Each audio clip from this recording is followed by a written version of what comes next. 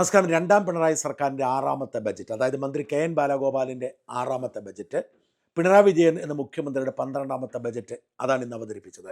ഈ ബജറ്റ് കാണുമ്പോൾ പ്രത്യേകിച്ച് നമുക്കൊന്നും തോന്നുകയില്ല. ഒരു തെരഞ്ഞെടുപ്പിന് മുന്നോടിയായുള്ള ബജറ്റാണ്. സാധാരണഗതിക്ക് ചില മോഹന വാഗ്ദാനങ്ങൾ ആ തെരഞ്ഞെടുപ്പ് ബജറ്റിൽ ഉണ്ടാവുമെന്ന് നമുക്കറിയാം. എന്നാൽ പിണറായിക്ക് അങ്ങനെ മോഹന വാഗ്ദാനങ്ങളൊന്നും കൊടുക്കാൻ കഴിയുകയില്ല. കാരണം 5 നയാ പൈസ ഖജനാവിലില്ല. ബജറ്റ് പ്രഖ്യാപിക്കുമ്പോൾ സ്വാഭാവികമായും ഒരു മാനദണ്ഡം ഉണ്ടാവേണ്ടത് ബജറ്റിനെ ഇങ്ങോട്ട് സംഘടിപ്പിക്കാൻ ആഗ്രഹിക്കുന്ന വരുമാനവും ആ വരുമാനം എങ്ങനെ ചെലവഴിക്കുന്നു എന്നതുമാണ്. വരുമാനം സർക്കാരിൻ്റെ കയ്യിലേ ഇല്ല. സർക്കാരിൻ്റെ നികുതി കുടിശ്ശികകൾ പോലും പിരിച്ചെടുക്കാൻ അവർക്ക് കഴിയുന്നില്ല. ഈ സർക്കാരിൻ്റെ കാലത്ത് പ്രത്യേകിച്ചൊരു പദ്ധതിയും തുടങ്ങിയിട്ടില്ലാത്തതുകൊണ്ട് ഒരു നികുതി വരുമാനവും പ്രതീക്ഷിക്കാനില്ല. ആകപ്പാടെ പ്രതീക്ഷിക്കുന്നത് വിഴിഞ്ഞം പദ്ധതി പൂർത്തിയാകുമ്പോൾ അതിനോടനുബന്ധിച്ചുണ്ടാവുന്ന അനുബന്ധ വ്യവസായങ്ങളും അനുബന്ധ കച്ചവട സ്ഥാപനങ്ങളും ഉണ്ടാക്കുന്ന വരുമാനം മാത്രമാണ്.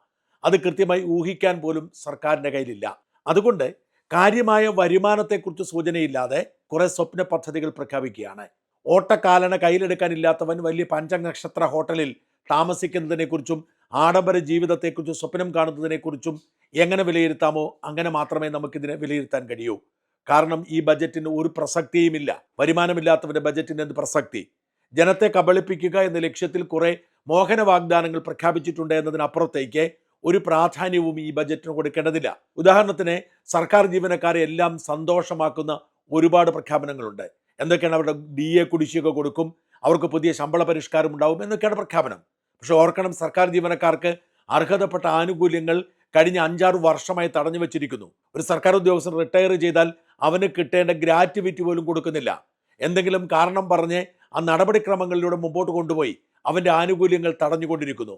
പലർക്കും പെൻഷനില്ല. പ്രത്യേകിച്ച് കേരള സ്പോർട്സ് കൗൺസിൽ പോലെ സ്വതന്ത്രമായി പ്രവർത്തിക്കുന്ന സർക്കാർ സംവിധാനങ്ങൾക്കൊന്നും പെൻഷനില്ല. അങ്ങനെ എല്ലാ അർത്ഥത്തിലും സർക്കാർ ജീവനക്കാരുടെ പെൻഷൻ പോലും മുടങ്ങി അവർക്ക് റിട്ടയർമെൻറ്റ് ആനുകൂല്യം കൊടുക്കുന്നത് വൈകിപ്പിച്ച് എല്ലാ അർത്ഥത്തിലും മുടിപ്പിച്ചിരിക്കുന്ന സർക്കാർ DA കുടിശ്ശിക കൊടുക്കുന്നില്ല എന്ന് മാത്രമല്ല, DA കുടിശ്ശിക ചോദിച്ചു കോടതിയിൽ കേസുമായി ചില സർക്കാർ ജീവനക്കാർ ചെന്നപ്പോൾ സർക്കാർ അവരോട് പറഞ്ഞത് DA കുടിശ്ശിക മൗലികാവകാശമല്ല, അത് സർക്കാരിൻ്റെ ഔദാര്യമാണ്, അതുകൊണ്ട് കൊടുക്കണമെന്ന് നിർബന്ധിക്കാൻ പറ്റില്ല എന്നാണ്. അതനുസരിച്ച് ഹൈക്കോടതി തീർപ്പാക്കി. DA കുടിശ്ശിക ഇല്ലെങ്കിൽ ഇല്ലെന്നേ ഉള്ളൂ ചോദിക്കേണ്ടത്. അത്തരത്തിൽ സർക്കാർ ഉദ്യോഗസ്ഥരെ ദ്രോഹിച്ച സർക്കാർ ഇപ്പോൾ പറയുന്നു ഞങ്ങൾ DA കുടിശ്ശിക ഉടൻ തരും, ഞങ്ങൾ ശമ്പളം പരിഷ്കരിക്കും. ഇതൊക്കെ പ്രഖ്യാപിക്കുന്നതെന്നല്ലാതെ കൊടുക്കാൻ അവർക്ക് ത്രാണിയില്ല. നാട്ടുകാരെ പറ്റിക്കാനുള്ള പ്രഖ്യാപനം ഇത്തരത്തിലാണ് എല്ലാം. ഓരോ പ്രസ്താവന എടുത്തു നോക്കുക. ഇതിനോടനുബന്ധിച്ച് സ്വപ്ന പദ്ധതി എന്ന പേരിൽ പുതിയ ചില പ്രഖ്യാപനങ്ങളുണ്ട്. ഒന്ന് അതിവേഗ റെയിൽപാതയാണ്. നമുക്കറിയാം, പിണറായി വിജയൻ അധികാരത്തിലെത്തിയ അന്നു മുതൽ ഈ അതിവേഗ റെയിൽപാതയെക്കുറിച്ച് പറഞ്ഞുകൊണ്ടിരിക്കുകയാണ്. കാസർഗോഡ് മുതൽ തിരുവനന്തപുരം വരെ അതിവേഗ റെയിൽപാത കൊണ്ടുവരണം. അതിന് കെയറെയിൽ എന്ന് പേരിട്ടുകൊണ്ടൊരു പദ്ധതി പ്രഖ്യാപിച്ചു. എവിടെ നിന്നാണ് ബജറ്റ് എന്ന് ആർക്കും അറിയില്ല, എങ്ങനെയാണ് ഇത് കൊണ്ടുപോകുന്ന ആർക്കറിയില്ല. കേരളത്തെ രണ്ടായി തിരിച്ച് ആയിരക്കണക്കിന് ആളുകൾ വഴിയാധാരമാക്കുന്ന, പരിസ്ഥിതിക്കും തടസ്സമുണ്ടാക്കുന്ന ഒരു പദ്ധതിയാണ്. ജനങ്ങളത് തിരസ്കരിച്ചു. ജനങ്ങൾ തെരുവിലിറങ്ങി. ജനങ്ങളെ ഇതിൻ്റെ പേരിൽ മഞ്ഞക്കുറ്റിയിട്ട് വെറുതെ നശിപ്പിച്ചു, അവരെ ഉപദ്രവിച്ചു, അടിച്ചു, ജയിലിലടച്ചു. എന്തിനേറെ സർക്കാരിന് അനുമതി കിട്ടില്ല. ഇപ്പോൾ വീണ്ടും ഒരു പദ്ധതിയുമായി വന്നിരിക്കുന്നു. ഇപ്പോൾ പറയുന്നത് ഇതിങ്ങനെ തൂണിന് മേൽ തീർക്കുന്നതാണ്. എത്ര രൂപ ചെലവെന്നൊന്നും പറയുന്നില്ല. കാസർഗോഡ് മുതൽ തിരുവനന്തപുരം വരെ 600 കിലോമീറ്റർ താഴെ ഒരു അതിവേഗ പദ്ധതി കൊണ്ടുവരും. ഈ പദ്ധതി 3 മെട്രോ നഗരങ്ങളെ ബന്ധിപ്പിക്കും. 3 പുതിയ മെട്രോ പദ്ധതികൾ. ഇപ്പോൾ കൊച്ചിയിൽ മെട്രോയുണ്ട്, കോഴിക്കോടും തിരുവനന്തപുരത്തും മെട്രോ കൊണ്ടുവരും. ഇതിനെല്ലാം ബന്ധിപ്പിക്കും, വിമാനത്താവളത്തിനോട് ബന്ധിപ്പിക്കും എന്നൊക്കെ പറഞ്ഞൊരു സ്വപ്ന പദ്ധതിയുടെ പ്രഖ്യാപനം കേൾക്കുമ്പോൾ സുഖം തോന്നും. പക്ഷേ എവിടെ നിന്നാണ് വരുമാനം? എങ്ങനെയാണ് ഇത് നയിക്കാൻ പറ്റുന്നത്? എങ്ങനെയാണ് ഇത് ലാഭകരമാക്കുന്നത്? ഇതിനെക്കുറിച്ചൊന്നും ഒരു ധാരണയുമില്ല. ജനങ്ങളെ പറ്റിക്കുക. അതുപോലെ തന്നെയാണ് പറഞ്ഞിരിക്കുന്നത്, കട്ടപ്പനയിൽ നിന്നും തേനിയിലേക്ക് ഒരു തുരങ്കപ്പാത നിർമ്മിക്കും. വയനാട്ടിലേക്ക് തുരങ്കപ്പാത നേരത്തെ പറഞ്ഞിട്ട് എന്തായി? ഈ തുരങ്കപ്പാത എന്ന് പറയണമെങ്കിൽ അതിന് കേന്ദ്ര പരിസ്ഥിതി മന്ത്രാലയത്തിന് അനുമതി വേണം.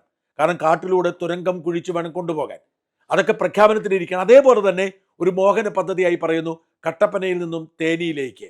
കേൾക്കുമ്പോൾ സുഖമാണ്. കാരണം ചെന്നൈയിൽ നിന്നും ബാംഗ്ലൂരിൽ നിന്നുമൊക്കെ വരുന്നവർക്ക് വളരെ എളുപ്പത്തിൽ തിരുവിതാംകൂറിലേക്ക് എത്താൻ പറ്റുന്ന ഇടമാണത്. കാരണം ഈ തേനിയിൽ വന്നതിന് ശേഷം ചുരം കയറി വേണം കട്ടപ്പനയിലേക്ക് എത്താൻ. കുമളി വന്ന് കട്ടപ്പന വഴി വരേണ്ട സാഹചര്യമാണ്. അത് ഒഴിവാക്കി കട്ടപ്പനയിൽ നിന്നും തേനിയിലേക്ക് നേരിട്ടൊരു തുരങ്കപ്പാത കൊണ്ടുവന്നാൽ നല്ലതാണ്.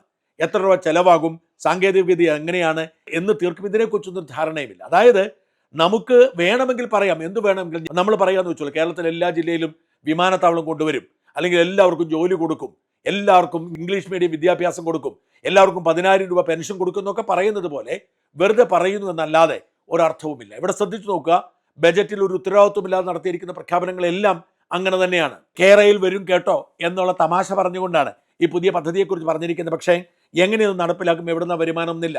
സർക്കാർ ജീവനക്കാർക്ക് അഷ്വേർഡ് പെൻഷൻ പറഞ്ഞൊരു പദ്ധതി പ്രഖ്യാപിച്ചിട്ടുണ്ട്. വാസ്തവത്തിൽ സർക്കാർ ജീവനക്കാരുടെ പെൻഷൻ തന്നെ പങ്കാളിത്ത പെൻഷനാക്കി അവരെ ശ്വാസം മുട്ടിച്ച സർക്കാരാണ്. എന്നിട്ടിപ്പോൾ പറഞ്ഞ അഷ്വേർഡ് പെൻഷൻ കൊടുക്കുന്നു. അതുപോലെ തന്നെ മെഡിസിപ്പ് എന്ന പേരിൽ സർക്കാർ ജീവനക്കാർക്ക് ഒരു നിർബന്ധിത ഇൻഷുറൻസ് ഏർപ്പെടുത്തി. അതുകൊണ്ട് സർക്കാർ ജീവനക്കാർക്ക് ഒരു ഗുണവുമില്ല. പക്ഷെ അത് കൊടുത്തേ മതിയാവൂ, അല്ലെങ്കിൽ പണി കിട്ടുന്ന അവസ്ഥയാണുള്ളത്. അതേ സർക്കാരാണ് ഇപ്പോൾ പറയുന്നത് ഞങ്ങൾ സർക്കാർ ജീവനക്കാരെ ചേർത്തെടുക്കും. കൊട്ടാരക്കര IT പാർക്കിന് 10 കോടി, ഉള്ള IT പാർക്കുകൾ ശരിയാക്കിയെടുക്കാൻ കഴിയുന്നു. അങ്കണവാടിയിൽ മുട്ടയും പാലും 80.9 കോടി ഒരു പ്രഖ്യാപനമാണ്. മുട്ടയും പാലും ഇപ്പോൾ കൊടുക്കുന്നത് ആ സ്കൂളിന്റെ PTA ഭാരവാഹികളും പ്രധാനാധ്യാപകരാണ്. അവർക്ക് 1 രൂപയും കൊടുക്കില്ല, കാശില്ല. ന്യൂനപക്ഷ ക്ഷേമത്തിന് 99.64 കോടി. എന്താണ് ഈ ക്ഷേമം എന്ന് പറയുന്നില്ല. വനം വന്യജീവി സംരക്ഷണം 288 കോടി, അതായത് മനുഷ്യനെ ബുദ്ധിമുട്ടിക്കാൻ വേണ്ടിയുള്ള പദ്ധതിയായിരിക്കും. അയ്യങ്കാളി തൊഴിലുറപ്പ് പദ്ധതിക്ക് 200 കോടി, കേന്ദ്ര സർക്കാർ പദ്ധതിയാണെന്ന് ഓർക്കണം. ലൈഫ് പദ്ധതിക്ക് 1498.6 കോടി. ഇതുവരെ എന്ത് ചെയ്തു എന്നതിനെക്കുറിച്ച് പറയുന്നില്ല. ജയിലുകളുടെ നവീകരണം, ഉത്തരവാദിത്ത ടൂറിസം, ആഗോള കേരള സാംസ്കാരികോത്സവം സംഘടിപ്പിക്കുന്ന 1 കോടി. ഇത് തമാശയാണ് കേട്ടോ. പണ്ട് ആഗോള സമാധാനത്തിന് വേണ്ടി ഉച്ചകോടി സംഘടിപ്പിക്കുന്ന 1 കോടി മാറ്റി വെച്ചതുപോലെയാണ് ആഗോള കേരള സാംസ്കാരികോത്സവം. എന്തെങ്കിലുമൊക്കെ സഖാക്കൾക്ക് ചില്ലറ തടയാൻ വേണ്ടിയുള്ള പദ്ധതിയാണ്. ലോക കേരള സഭയുടെ അനുബന്ധ പ്രവർത്തനങ്ങൾക്ക് 7.3 കോടി. പ്രാഞ്ചിയേട്ടന്മാരുടെയും വിദേശത്തുള്ള സഖാക്കളുടെയും ഒരു പദ്ധതിയാണ് ഈ ലോക കേരള സഭ. അതിന്റെ യോഗം ഇപ്പം നടന്നുകൊണ്ടിരിക്കുകയാണ്. അത് എന്താ ചെയ്യുന്നതെന്ന് സർക്കാരിന് പോലും നിശ്ചയമില്ല. IT ജീവനക്കാർക്ക് ഹോസ്റ്റൽ, ഏത് IT ജീവനക്കാർക്കാണ്, എങ്ങനെയാണ്, സൗജന്യ താമസം തരുമോ, ധാരണയൊന്നുമില്ല. MN ലക്ഷം വീട് പദ്ധതിക്ക് 10 കോടി. പണ്ട് മുതലുള്ള ഈ ലക്ഷം വീട് പദ്ധതി അതിപ്പോഴായിരിക്കുന്നു. പെരളാശ്ശേരി മാനവീയ മോഡൽ സാംസ്കാരിക ഇടനഴി, സഖാക്കൾക്ക് എന്തെങ്കിലും കാശുണ്ടാക്കാൻ പണിയായിരിക്കും. മെഡിക്കൽ കോളേജ് വഴി ക്യാൻസർ ചികിത്സയ്ക്ക് 30 കോടി. എങ്ങനെയാണ് ഉദ്ദേശിക്കുന്നത് മനസ്സിലാവുന്നില്ല. ധർമ്മടം റെയിൽവേ സ്റ്റേഷൻ വികസനത്തിന് 5 കോടി. റെയിൽവേ സ്റ്റേഷൻ വികസിപ്പിക്കേണ്ടത് കേന്ദ്ര സർക്കാരാണ്. ഇനി എന്തിനാണ് സംസ്ഥാന സർക്കാർ പിണറായിയുടെ സ്ഥലമായതുകൊണ്ട് കൊടുക്കുന്നതെന്ന് അറിയില്ല. മാത്രമല്ല ധർമ്മടത്ത് ഏത് ട്രെയിനാണ് നിർത്തുന്നത്? ബ്രണ്ണൻ കോളേജിലെ കായിക വികസനത്തിന് 2 കോടി. എങ്ങനെയുണ്ട്? പിണറായി പഠിച്ച കോളേജ് ആയതുകൊണ്ട് അതിന് 2 കോടി കൊടുക്കുന്നത്. മാറി വീനസ് മ്യൂസിയത്തിന് 1.5 കോടി. ധർമ്മടത്തെ ടൂറിസം സർക്യൂട്ട് 2 കോടി. ധർമ്മടത്ത് പിണറായിയുടെ ചരിത്രം എഴുതി വെക്കുന്നതായിരിക്കും ടൂറിസം. ചലച്ചിത്രക്കാരുടെ പ്രവർത്തനത്തിന് 16 കോടി. വനിതാ സംവിധായകർക്ക് ഫീച്ചർ സിനിമ ഒരുക്കാൻ 7 കോടി. AKG മ്യൂസിയത്തിൽ പ്രദർശന വസ്തുക്കളിൽ ലാൻഡ്സ്കേപ്പിൽ 4.5 കോടി. IT മെമ്മോറിയൽ സാംസ്കാരിക 1.5 കോടി. ഇത്തരത്തിൽ പല പദ്ധതികളും പ്രഖ്യാപിക്കുന്നു. ഇതുകൊണ്ട് പത്രപ്രവർത്തക പെൻഷൻ 1500 വർദ്ധിപ്പിച്ചു. എന്തായാലും പത്രക്കാരെ സൂചിപ്പിക്കാനുള്ള പണിയാണ്. പത്രപ്രവർത്തക പെൻഷൻ കൊടുക്കേണ്ട സർക്കാരാണോ അതൊരു പത്ര മാനേജ്മെന്റ് ആണോ എന്ന് ചിന്തിക്കേണ്ട സമയം അതിക്രമിച്ചിരിക്കുന്നു. ലൈബ്രറിയന്മാരുടെ പ്രതിമാസ അലവൻസ് 1000 രൂപ വർദ്ധിപ്പിച്ചു, നല്ല കാര്യമാണ്. ഉച്ചഭക്ഷണ പദ്ധതിക്ക് അധികമായി 260 കോടി. പൊതുവിദ്യാഭ്യാസത്തിന് 1100 കോടി. കൊച്ചി മുസീരീസ് പദ്ധതി 14 കോടി. ഇങ്ങനെ ഒരുപാട് പദ്ധതികളുണ്ട്. ഈ പദ്ധതികളൊക്കെ ഒരുപാട് കാലമേ പ്രഖ്യാപിക്കുന്നതിന് ആർക്ക് ഗുണമുണ്ടാവും എന്ന് തിരിച്ചറിയണം. ഇങ്ങനെ എപ്പോഴും പറയുന്ന പോലെ അതിൻ്റെ കൂട്ടത്തിൽ യുവജന ക്ലബ്ബുകൾക്ക് 10000 രൂപ വീതം കൊടുക്കുന്ന പദ്ധതിയുണ്ട്. അത് സഖാക്കൾക്ക് കാശുണ്ടാക്കാൻ്റെ പദ്ധതി. എന്തായാലും ഒരു പ്രയോജനമില്ലാത്തൊരു ബജറ്റ് എന്നതിനെ വിശേഷിപ്പിക്കേണ്ടി വരും. ഈ പ്രയോജനമില്ലാത്ത ബജറ്റ് തന്നെയായിരിക്കും ഈ കേരളത്തിൻ്റെ ഇപ്പോഴത്തെ സാമ്പത്തിക അവസ്ഥയുടെ സൂചന. വെറുതെ വായിച്ചു പോകാമെന്നല്ലാതെ ഈ ബജറ്റിനെ കൊണ്ട് എന്തെങ്കിലും ഗുണമുണ്ടാവുമെന്ന് വിചാരിക്കാൻ പ്രയാസമാണ്.